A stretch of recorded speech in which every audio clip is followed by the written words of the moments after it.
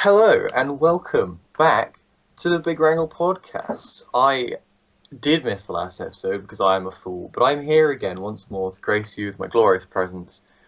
Thank you. My name is Ethan. I am here. Does anyone else wish to introduce themselves? Hello, my name's Kai. I'm quite warm because I'm in a fleece right now. In the Skype call we've got 7 people, and that's quite a lot of people, so it might get confusing. So if you'd like to make a noise to indicate who you are when you're speaking, then now's the time to do that. But don't worry, because I'm sure we'll figure it out later if you don't want to. Tommy normally does a funny noise, so... There it is. Oh, he did it. That was Tommy, me. everyone. Classic Tommy joke there. It wasn't a joke, guy. The American. Hi. This is the new person. Hello. Hello. They're American. Is your profile picture a crap, by the way? Oh, it's an orange. Like, I saw it on, like, Pinterest, and I thought it was really cute, so I just, like, used it as my profile picture. I can see far too many fingers, and it's slightly unnerving, but... Just look I'm at glad your own I've got hands that and you'll be covered. shocked, Kai. There's too many fingers. Okay. Right, the next one that we're going to talk about, because that one lasted quite a lot longer than I thought it would, which is nice. I like it when it does that. The next one is fast fashion, and as you can see, fashion isn't my main priority or focus, and maybe that's the case for some of you. Doesn't matter how much you care about fashion, because everyone can have an opinion about this, because it's more about like thinking logically about environment and ethics, I think, than like fashion tips and stuff. So, I'm going to smack you all with a definition of what fast fashion is. Apparently, it's inexpensive clothing produced rapidly by mass market retailers in response to the latest trends. So, for example, when this episode goes out, everyone's going to see that I'm wearing this cool fleece, and then they're like, Kylie Jenner's going to be wearing this fleece, and then H&M's going to be like, shit, we need to make some of those. Let's use shit fabric and use shit working conditions and dump out a load of fleeces in 2 weeks. That's what fast fashion is, everyone. Right, okay. There's a lot to talk about here. So, the question is, like, I think it's pretty much accepted by a lot of people that fast fashion isn't good, nor is it sustainable. So the thing that needs to be worked out is, where do we want fashion as a whole to be in the future? An interesting thing that I heard about was that, like, so people see like charity shops and stuff as like a be-all and end-all like solution to fast fashion, but the pickle with fast fashion being so shit quality. So, say you bought like £5 jeans and they got a rip in them, and then you brought it back to the charity shop because you didn't want it anymore.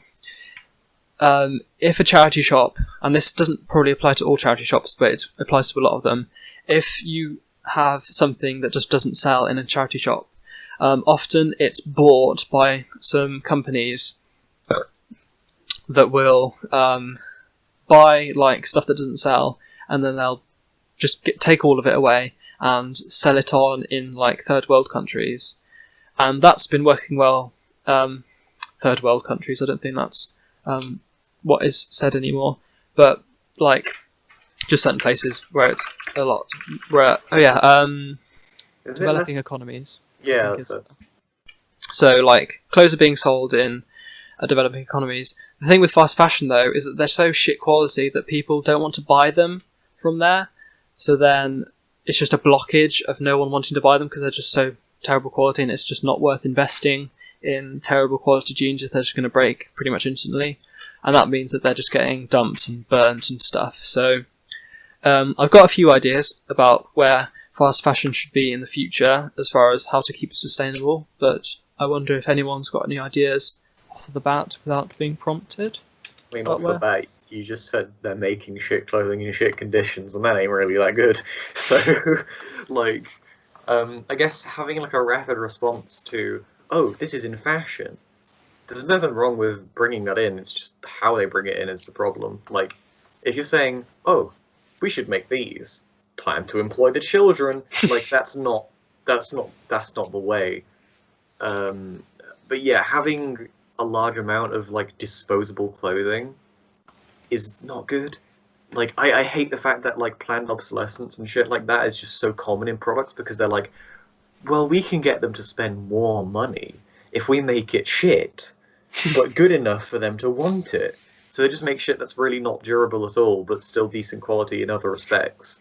So you have to buy it like 3 times for the original lifespan of like when it would have been if they didn't make it shit on purpose. But yeah, no. Also, I feel like it should just be like they should just have general clothing available, and like if a fashion like you just get what you want, man. I don't know. Then again, I'm sat here in like full grey, so I'm really not a fashion guru. But you just wear clothes that you like, and like sometimes if that's in fashion, it's just made arbitrarily more expensive than it would have been if it's not in fashion, which is annoying.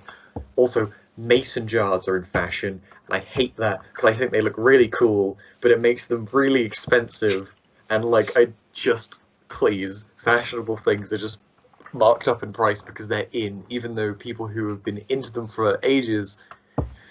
Grr. Anyways, no, yeah, I feel like having like fashions like that. Seasonal makes sense because you have different clothing wear for different seasons, but just the sort of like fluctuating, this is in now, this is out, doesn't seem to make sense because it just encourages people to, if you are the kind of person who keeps up with fashion, you buy a lot of clothes, and that has a lot of impact, as you said, environmentally, which ain't very spicy. No, I think- no, no. The thing that can stand in the way for a lot of people with fast fashion is it is cheap.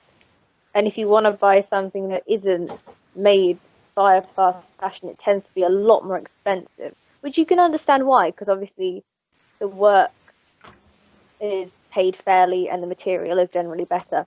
However, if you do just need to buy a pair of jeans or something, that can stand in the way for a lot of people. And then there's sort of the argument of, well, you're investing in it because the chances are it will last longer. But on a sort of day-to-day basis, I think a lot of people have that big cost sort of standing in the way, and it's just a lot easier and a lot cheaper to just go to a fast fashion place, buy the jeans you need, and it's done. Yes. Yeah, that's extremely true, and one of the big things that I was going to talk about. So, like, I don't know if people actually think this, but it could be viewed that like buying good quality clothes is a privilege. I don't think that's that outlandish. Buying good quality clothes is a privilege, and cheap clothes are the ones that are the problem because they're unsustainable and stuff.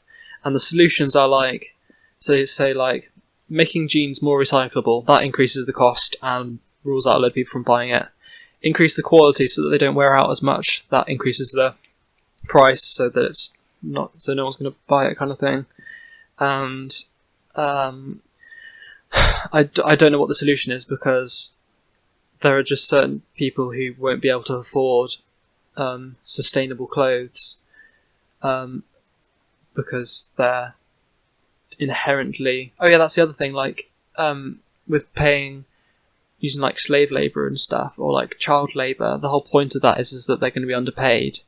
If like the UK made a law that was like you can't, everyone employed by a business that's operating in the UK has to have minimum wage that's the UK's minimum wage, then that would make everything else more expensive. So it's the whole thing of like, what's the quote? No, it's not that one. It's I can't find it, but it was like if you buy something that's cheap, someone is gonna like it's someone else's expense, as in like you buy less, you pay less for something, it's gonna fuck up the environment more or exploit people more. So it's not just it's not a win-win situation, and I don't know what the solution to is to that. I feel like this, like the solution would be like many problems. It's not just gonna like like people who can't afford good quality clothes. When it comes to like, oh well, there's an increase in carbon footprint because there's people making a bunch of, synthetic fiber clothing that doesn't need to be made, and it's really cheap and it breaks in a week and all that shit. So like you can fast buy it and all that stuff. It obviously ties into something deep because that's like a byproduct of a separate issue, which is the fact that people exist who can't afford jeans more than £3. So like fixing the issue of like general decreasing like environmental impact of just sort of everything comes into like people need to be able to sustain themselves and have enough money to sustain themselves reasonably and in a way that's has a less of an environmental impact. So that comes into how like, oh, what do we do in society to fix poverty and all of that stuff, and then everything else will start to fall into place or is able to be fixed. Like it allows you to make the move of, oh, we can increase these prices because people can afford them, rather than saying like, oh, we're going to increase these prices, but then other people who already were struggling to afford them now just have to walk around naked because they don't have anything. So it's like, it's the kind of problem that's fixed only when other problems are fixed, which is sadly a lot of problems, and fixing them is either difficult or people refuse to do it, or both. Yes. I think you could say the same of that of the other end as well, because although it's not good in any way, the amount of people who are severely underpaid and the working conditions are awful, but that provides jobs for a lot of people in developing countries. And if there was suddenly, I don't know, a boycott of fast fashion, there would be so many people who wouldn't have work and wouldn't have income. So a lot of work kind of needs to be done on the ground in the developing countries where they are, because for a lot of people, working in those conditions for that little pay is the only option they have.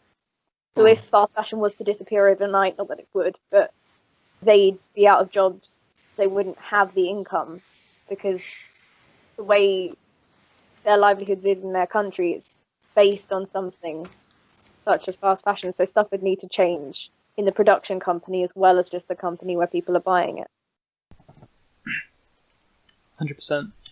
It's definitely an undeniable fact that bringing factories into a poverty-ridden place is inevitably going to benefit that society.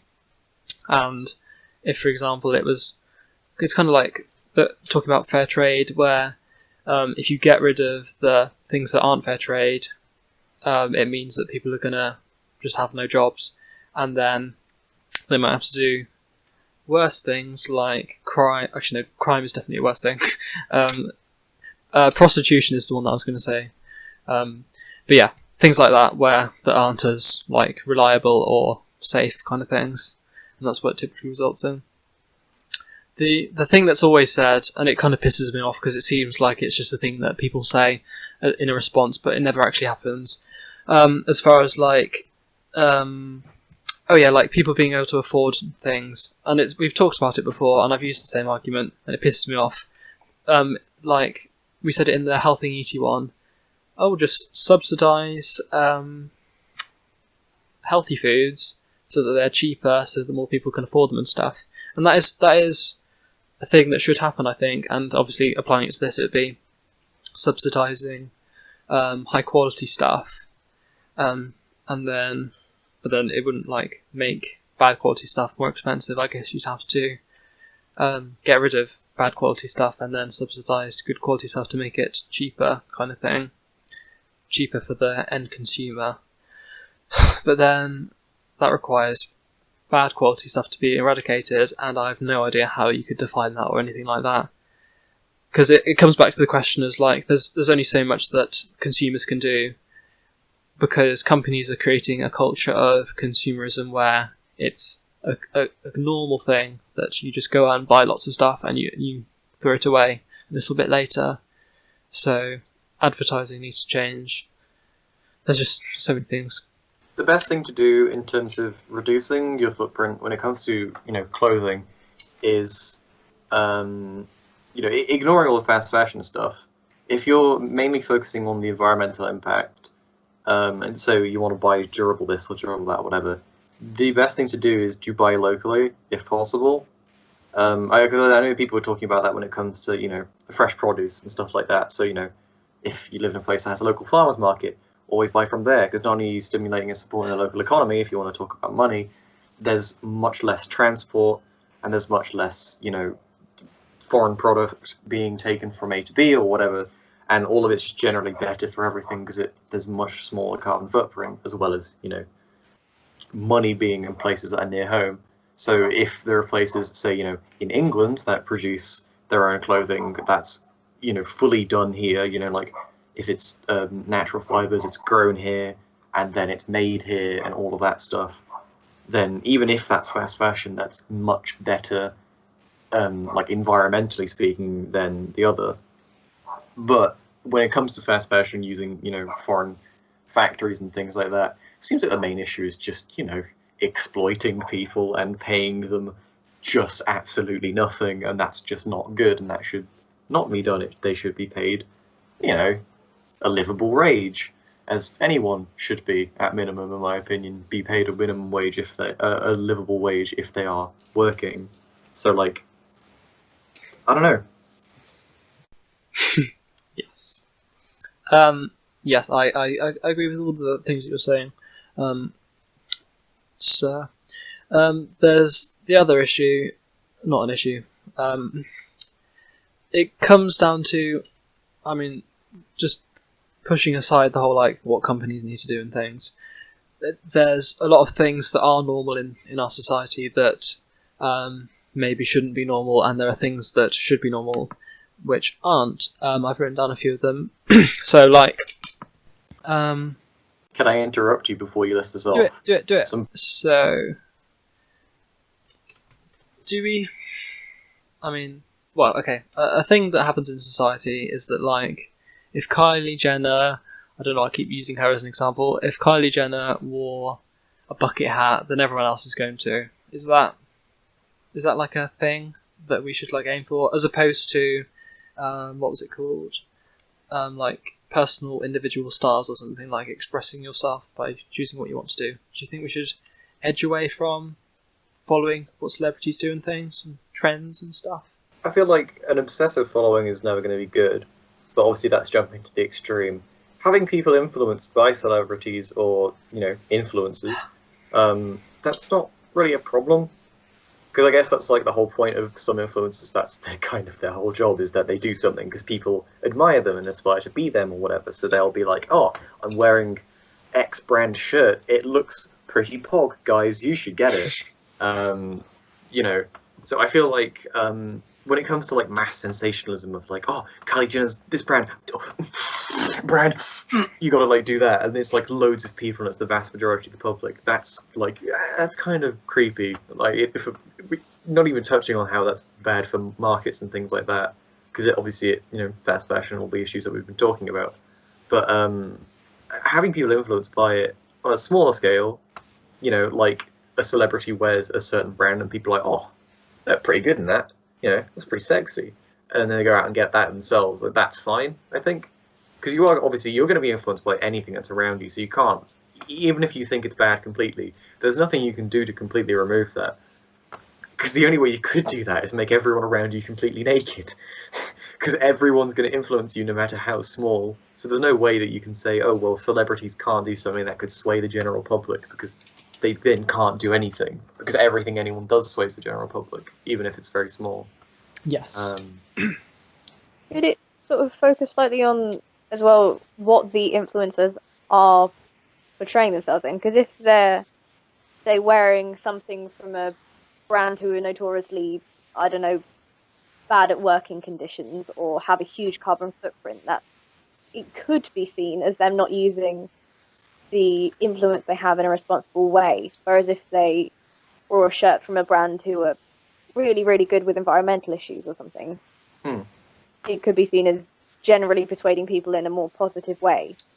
That's fair. Yeah, I feel like that comes into more like that also ties into dangers of just cancel culture in general, because like it seems like the easy solution is people will decide for themselves whether or not what they're doing is morally right, but then people usually end up being a bit of a dick towards people for no reason. So yeah, I guess if you are a person with influence, it is on you as well to have the responsibility to make the decisions that are the most informed, especially if you're aware that your influence is, quite reaching and it can reach thousands or millions of people in cases.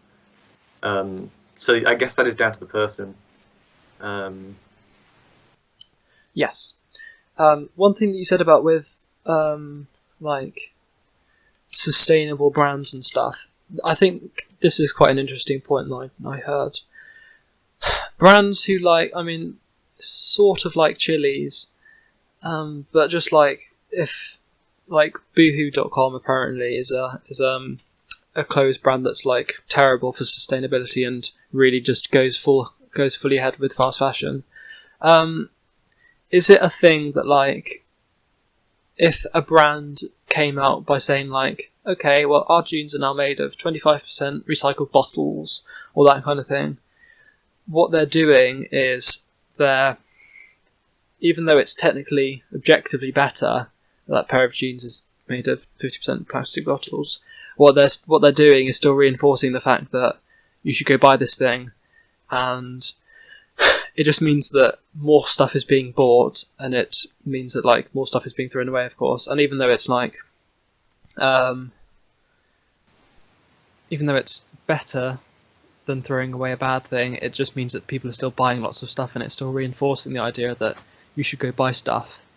And that comes to the whole, thing with the Teslas. Like people buying new Teslas, they were like, "Oh, I got to reduce my carbon footprint, so I'm going to buy an electric car." And it's like, in actuality, if you didn't you're increasing your carbon footprint by buying Tesla immediately. Like this was like a couple of years ago. Like not letting your car just run its course and just die eventually, and then buy a new car if you're immediately buying a new one. So it comes into like that sort of thing. That's like the best comparison you think of. That's a very good example. Yeah, I mean, if you're doing something that's harmful and there's no alternative, you just kind of have no choice. And then when any alternative shows up, you have to phase it in responsibly. You can't just drop everything and run straight to it, because that's still being wasteful. Like if I just bought a 6-pack of jeans for like £6, Primark, pretty good bargain. And then it's like, oh, well now there's like one good pair of jeans for £6 that I like. I'm not gonna like just never wear those 6-pack of jeans just to get the new one, because then I just wasted £6 and also I've just made some garbage for no reason. So when it comes to like advertisement and things like that, companies are always going to want you to buy their thing, and they're going to grip onto anything that sells. So I mean, as frustrating as it is, you kind of can't hold it against them, because the whole point they exist is to make you buy things. Like they exist for profit, usually nothing else. So you can't really be annoyed at them for wanting to do what they can to get profit, even if they do it in a cringe way. Obviously there are lines that they can cross, but saying buy this, it's 50% recycled, I have no problem with that, even if it is annoying. Yeah, that's great. I'd say a case like that is also... Oh, I'm so sorry. I really have to go. So. Oh, that's a shame. Yeah. Thank you for I coming. do not know a Nice to lot see about you. fashion, so this is very informative, and thank you. Okay, that's cool. Thank you. Bye-bye. Bye-bye. Bye-bye. Mwah. They are Cool beans. gone or going. Goodbye. What were you going to say, Amelia? I was going to say, a thing like that, like your example, is kind of twofold. Because on one hand, if they're making stuff out of 25% plastic bottles, then great, that's a step in the right direction. But if they are a fast fashion brand, could it be seen as they're like hiding the awful stuff they do on like humanitarian issues behind their little contribution to the environment? So on one side, it's good that they are doing something, but are they kind of also saying, yeah, we treat our workers awfully, but have you known that we're using recycled bottles? Oh yeah, it's like token environmentalism and stuff like that. Yeah. Very true. Yeah. It is a sad eventuality, but you can hope. All you can really do is, choose the best thing. And if it's choice between company that exploits workers horribly and company that exploits workers horribly with a slightly lower carbon footprint, it's really a matter of like what choice you have that's feasibly available to you. Because I know people talk about like, oh, the market's always going to diversify and people are always going to go towards like their favourite opportunity and all that stuff, because that's what people who talk about economics like to jack off with whenever we talk about. But it's like, you know, if there's no alternative or no feasible option for you, you just kind of have to go with the lesser evil. Like, unless you start growing your own fucking flax and making your own fibers and shit, and like rearing cows for leather shoes or whatever, like there's nothing that you can do, because your only options really are going to be things that aren't really the best environmentally. Unless, you know, you have a local cobblers that makes shoes and a local, you know, weavers and shit like that. There is nothing that you can do, really. And you can't say, oh, there's fabric shops so you can go make your own clothes. No one has the time. Like, if you do, great, but you're privileged if you have that time, and if you don't accept that, then, well, I mean, dude, you got a lot of spare time, man, shut up. It's not a skill everyone has, so not everyone's able to, which is a shame. 100%, sir. Very, very, very true. The thing that I probably should have started this off with, which has prompted this discussion, it was a quote from someone, and this is something that someone's actually said. Sustainability can't be bought. Save money and ask if you really need this thing. Which is quite interesting, because it applies to the whole, like, Tesla thing, like, yeah. Which is very interesting. Very cool opinions, everyone. One other thing, and I think this is a good one to End it off on? Yeah. There's a culture in society, I think, and I think everyone does it to some degree, that, like, whether you've just broken up with someone or you just feel like it or you want to, there's a culture of, like, just buying things not for, like, considering all the ethical and environmental things. You're just buying a thing to, like, make you feel better, or, like, buying things for fun, so, like, changing up your look because it'll make you feel better about yourself, and that's completely valid and stuff. Is that a thing? Is that, like, a good outlet for that? Because it kind of taps into the whole lifestyle of, like, only buying things that you feel will add value to your life and getting rid of everything else, kind of thing. I don't know what people think about that, like, lifestyle like that. Like therapy shopping and stuff like that. Yeah, I think yeah. a certain level of materialism is perfectly fine. Like, I'm not going to go fucking full Buddha and say, you need nothing, child. Like, yeah, you can like things, that's fine. No one's going to, like, lynch you for it. And, like, it's not your fault if the thing you like is only available in, you know, questionable producing methods. And, like, again, like, you can't be aware of all of the issues in the world. And if you are, you're incredibly depressed. And you can't tell me you're not, because you are. Like, if you're aware of everything that's wrong always, you're going to be feeling down. So, like, even if you do your best, stuff's still going to slip. And the problem isn't on you to find the best company that does the nice things.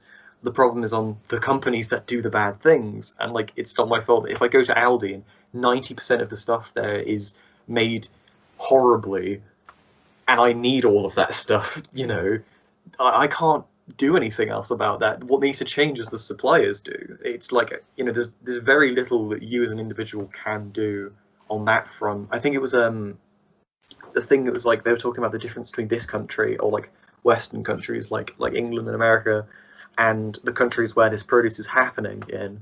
There's a very different like, people deal with it in different ways. Like, here we have a lot of focus on individual consumerism and culture, and there they have a view more focused on, like, the general sort of, like, how, like, you know, the companies do things, or how everyone is doing something, and that is, you know, people and the company included.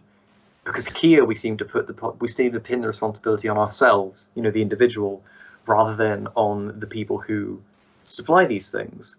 And, you know, you can acknowledge, yes, that, you know, it's a problem that, you know, child labour is happening and all that stuff, but we're still discussing, like, what can I do as an individual?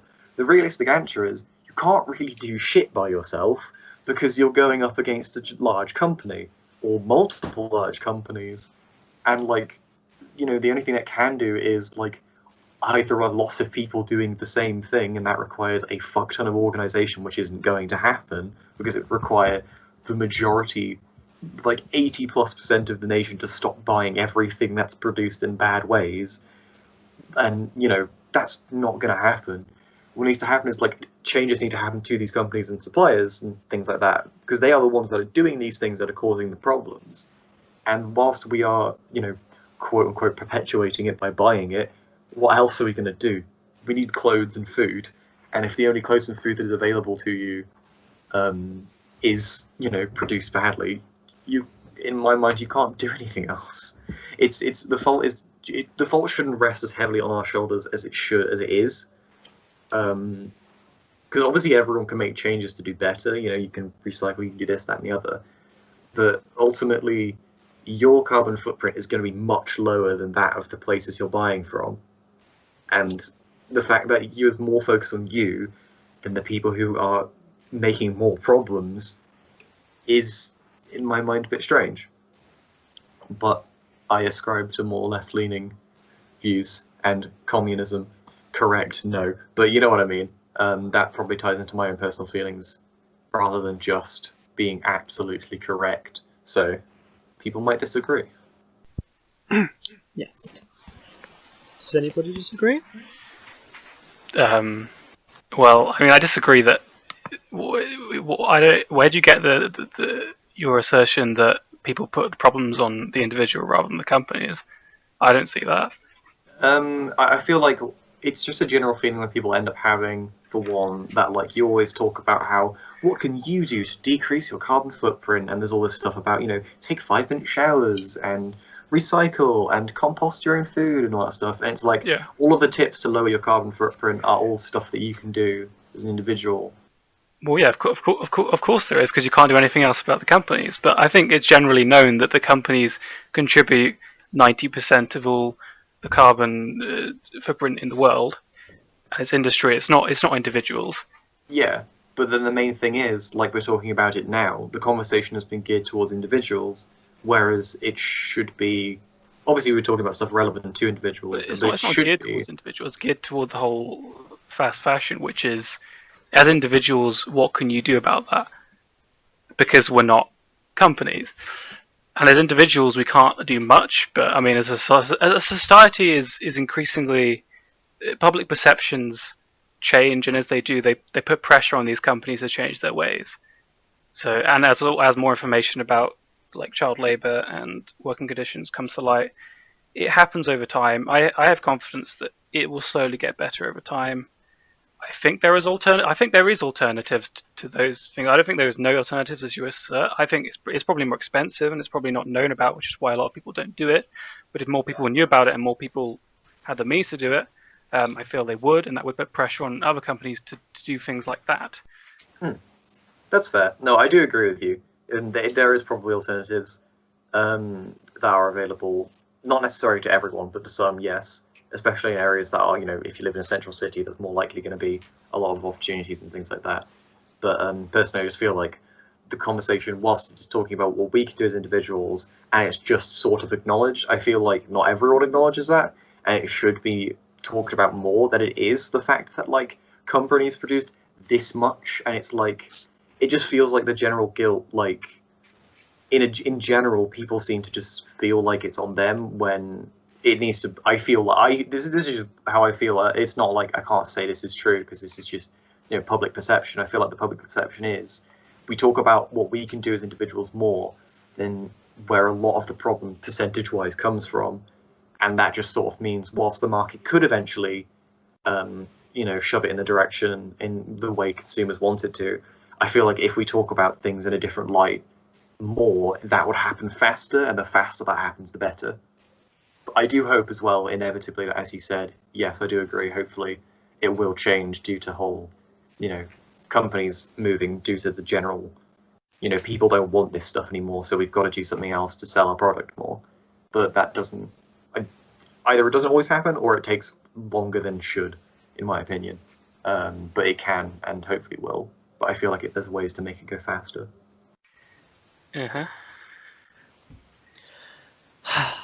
Big brain stuff, everyone. Whoa.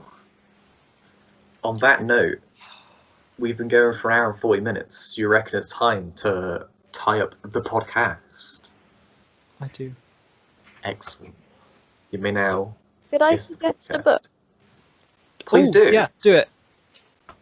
It's called The Story of More by Hope Jaron. She's a biologist mainly, but it's a book about sort of consumption and things you wouldn't necessarily think about when you're talking about consumerism, be it food or fast fashion or whatever. It's informative, but she does it not necessarily in a penalizing way necessarily, just this is happening, this is what's going on, you should maybe have a think about it on the bigger picture. Very good book. Nice. Sounds good. Lovely. Links to that will be in the description, everyone. Very spicy. Always good to read and learn about new things and interesting topics. Which I her can say other is book is great so as well. I can say that as much as I want. I am too lazy to read books. Me too.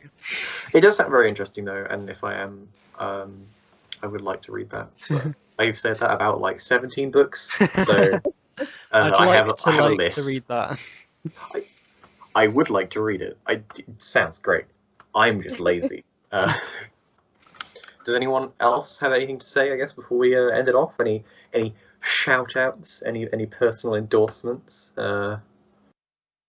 Bye. Yeah, that's pretty much it. All right, yeah, it seems like Thanks, Boris. We're all good. Keep on chugging along and keeping our country great. Brexit Mate. means Brexit. make Britain great again. Damn right. Yeah, yeah. That was a podcast. Thanks everyone for listening. We hope to see you again soon. Thank you, Kai, for organising topics and being amazing. And thank you everyone for joining.